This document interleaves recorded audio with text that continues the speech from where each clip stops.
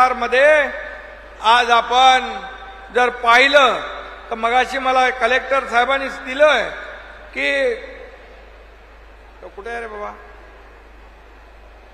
महिला सक्षमीकरणाच्या योजनेमध्ये एकूण लाभार्थी 26,51,000 आहेत. त्यापैकी महिला लाभार्थी आहेत 23,33,000. म्हणजे 88% माझ्या महिला भगिनी आहेत. आणि म्हणून संभाजीनगरच्या सर्व अधिकाऱ्यांना पण मी मनापासून धन्यवाद देतो.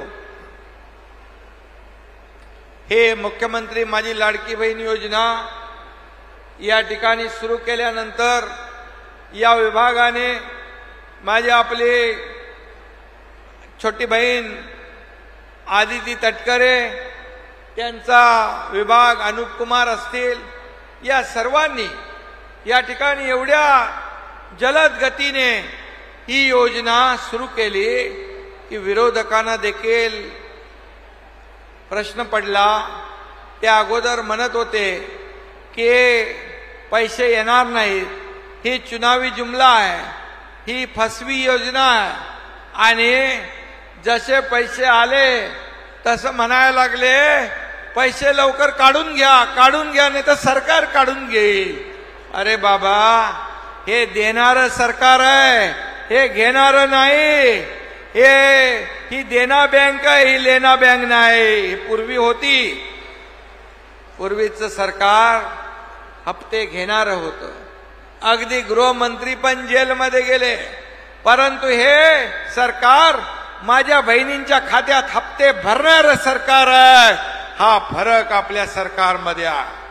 कालच या ठिकाणी आमच्या आशाताईंनी सांगितलं, आशा भोसले आपल्या मुंबईमध्ये एका कार्यक्रमात आदरणीय प्रधानमंत्री महोदयांच्या कार्यक्रमामध्ये उपस्थित होत्या आणि आपल्या मराठी भाषेला अभिजात भाषेचा दर्जा देण्याचं काम मोदी साहेबांनी केंद्र सरकारने केलं. आणि म्हणून आपण तो कार्यक्रम आयोजित केला होता. त्याच्यामध्ये आशाताई 1,500 रुपये माझ्या सर्वसामान्य महिला भगिनींसाठी एक मदतीचा हात देणारे 1,500 रुपये महिन्याला आहेत. याचं सरकारचं कौतुक त्यांनी केलं, त्यांनी शाबासकी दिली आणि विरोधकांच्या देखील चांगली थोबाडात दिली लावून, एक ही मारा लेकिन सॉलिड मारा.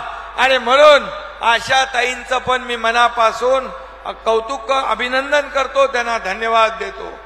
आदरणीय म्हणजे बघा, आशाताईंनी याला सर्टिफिकेट दिलं, तुम्ही तर अगोदरच दिलंय.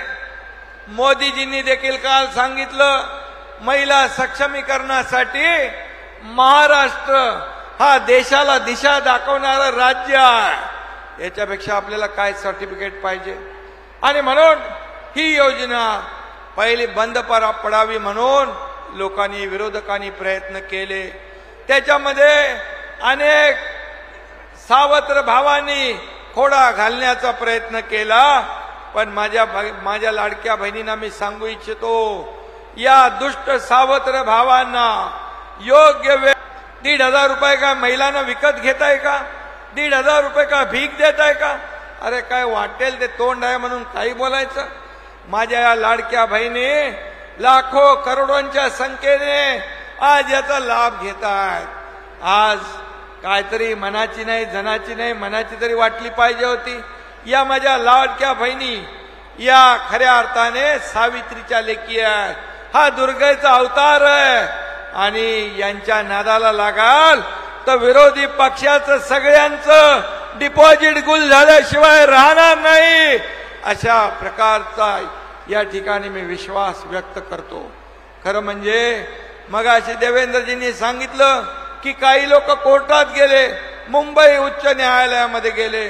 मुंबई उच्च न्यायालयाने आमच्या लाडक्या बहिणींच्या बाजूने निर्णय दिला आणि त्याला मारला चपराक दिली, त्याचं याचिका फेटाळून लावली. नंतर नागपूर हायकोर्टामध्ये कोणीतरी गेला, काँग्रेसचा अडपल्लेवर का काय होतं, वडपल्ली काय, अनिल वडपल्लीवार हा काँग्रेसचा कार्यकर्ता, तो नागपूरमध्ये गेला. बघा, एक तर बदनाम करायचं, दुसरं कोर्टात जायचं. अरे माझ्या लाडक्या बहिणींच्या मुलांच्या तोंडातला घास हिरावून नेण्याचं काम पाप तुम्ही करताय. कुठं फेडाले पाप? कोविड मध्ये तुम्ही खिचडीमध्ये पाप केलं, बॉडी बॅग मध्ये पाप केलं. आता इथं तरी सोडा. आपला आनंदाचा शिरा दिवाळीला गणपतीला देतो आपण, त्याच्यात पण कोर्टात गेले. अरे कुठं फेडणार हे पाप? आणि म्हणून आज मी आपल्याला सांगतो की हे देणारं सरकार आहे, ही देण्याची आमची नियत आहे.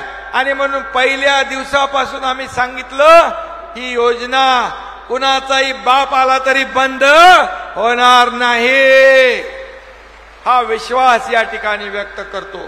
कारण याचे सर्व पैशाची तरतूद आम्ही केलेली आहे. फक्त निवडणुका डोळ्यासमोर ठेवून आम्ही हे काम केलेलं नाही, तर हे काम निवडणुका असू द्या नसू द्या, आम्हाला तुम्हाला पैसे द्यायचे होते.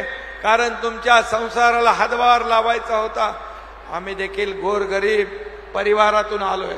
मी देखील एक शेतकऱ्याचा मुलगा आहे, सर्वसामान्य कुटुंबातून आलोय. माझी आई प्रपंच घर महिन्याला चालवायची, ते मी बघितलंय डोळ्यांनी. आणि म्हणून आमचं जेव्हा सरकार आलं तेव्हा का आमच्या बहिणींच्या संसाराला हातभार लावायचा नाही, का करायचं नाही? आणि म्हणून ही योजना जी आहे ही कायम सुरू राहणार आहे. तुम्हाला मी सांगतो, या ठिकाणी आम्ही